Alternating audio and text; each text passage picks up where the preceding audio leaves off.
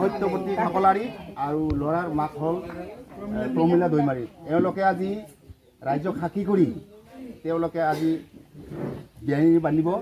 ইয়াত যদি কোনোবাই নামকাৰকাৰী হয় তেওঁলোকে কিমান বান্ধি থোৱা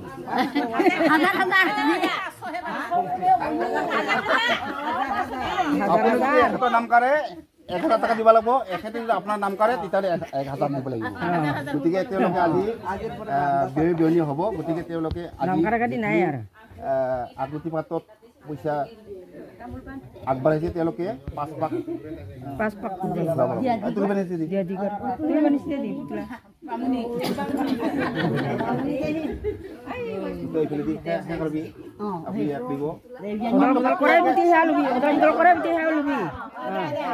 ধৰক বিয়ানী নাম নাকৰা বিয়ানী কেনেকুৱা একবাৰ নাই নাই হাততে হাততে হাততে হাতে হাতে হাতে হাতে এবাৰ হল এবাৰ 3 বাৰ হল ঘৰক বিয়ানী এই কি নকৱা এমান চু পানছা তিনিবাৰ ৰাইজে শুনাই নাই বিয়ানী ধৰক বুলিব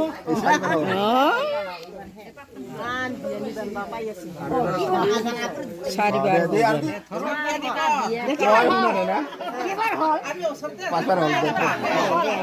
পাঁচবাৰ হল আৰু আছে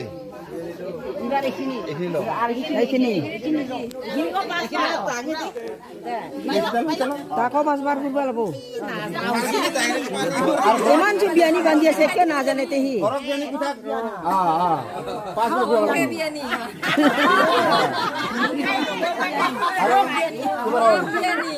তিনবার হল চারিবার আর এবার আছে নাই দেয়ার এবার করে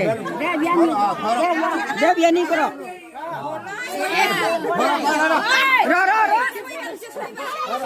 তোর তা হওয়া নাই খাবা লাগবো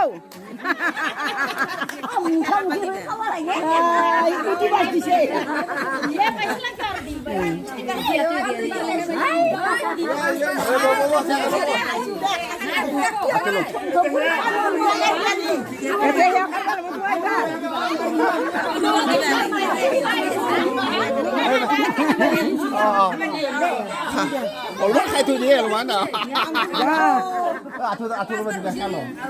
বাড়ি বাড়ি হল বাড়াই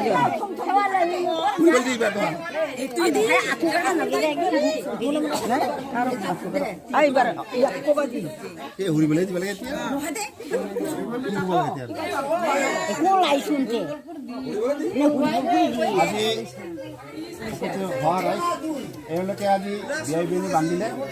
তেওঁলোকে আজি চাকি বন্তি লগাই দক্ষিণা লগাই তেওঁলোকে ভগৱানৰ ওচৰত আশীৰ্বাদ লৈছে।